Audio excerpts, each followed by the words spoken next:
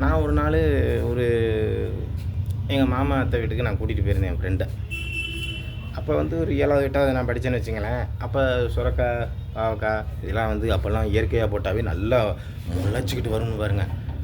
சரின்ட்டு அவனை கூட்டிகிட்டு போயிருந்தேன். கூட்டிகிட்டு போய் காமிச்சேன்.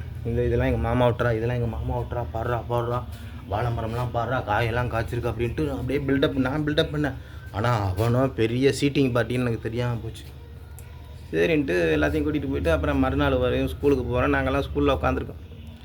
பார்த்தா இவனை காணோம். வேகமாக எங்கள் மாமா வந்தார் ஸ்கூலுக்கு வந்து என்னை சட்டையை பிடிச்சிட்டு, எங்கடா வீட்டில் கிடந்த காய்கறியெல்லாம் எங்கடா காணா, ஏடா அவண்ணா? மாமா எனக்கு ஒன்றும் தெரியாது மாமா, எனக்கு ஒன்றும் தெரியாது மாமா. அதனால டீச்சர் 2 அடியை போட்டோன்னா, சரி எனக்கும் தெரியல, சத்தியமாக தெரியாது டீச்சர் அப்படின்ட்டேன். சரின்னு வந்து அவர் கூட்டிகிட்டு வந்து என்னை காமிச்சார். இங்கே வர அவன் ஃப்ரெண்டு அப்படின்னா, அவன் என்ன பண்ணுறான், கடை வீதியில் பாயை வச்சு விற்றுக்கிட்டு இருக்கான். சுரக்காய் 1 ரூபா, சுரக்காய் 1 ரூபா, சுரக்காய் 1 ரூபா, சுரக்காய் 1 ரூபா, பாவக்காய் 1 ரூபா, பாவக்காய் 2 ரூபா அப்படி. அவர் என்ன பண்ணார், அப்படியே சுருட்டிக்கிட்டு பாயோடு சுருட்டிட்டார். காய்கறி எல்லாத்தையும் சுருட்டிக்கிட்டு அவனையும் காலரை பிடிச்சி இழுத்துக்கிட்டு இப்படியே வந்தார்.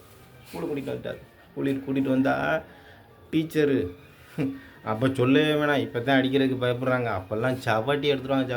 அடித்தா இங்கே கிழிஞ்சு போச்சு, இங்கே டங்கு வர அந்து போச்சுன்னு வச்சுங்க. இங்கெல்லாம் பார்த்தீங்கன்னா அப்படியே மார்க்காக விழுந்து போய் கிடக்கு. அவனுக்கு எனக்குன்னா மார்க்குன்னா அப்போ அவனுக்கு எப்படி இருக்கும், கிராக்கு தான். கிளின்னு கிழிச்சிட்டாங்க டீச்சர். முட்டிக்கால் போட்டு அதோட திருடுற ஆடோட சேரக்கூடாது. அது மட்டும் இல்லாமல் அப்போல்லாம் வந்து நான் பெரிய ஏன் இது நான் அப்படியே தற்பூர்வமாக பீத்துக்குவேன். அதனால் இது எம்பிடுத்தேன்னு சொல்லி எப்போதும் இப்போ நான் சொல்கிறது இல்லைங்க. அதனால் யாரையும் இந்த மாதிரி எங்கேயும் கூட்டிகிட்டு போயிடாதீங்க பார்த்து.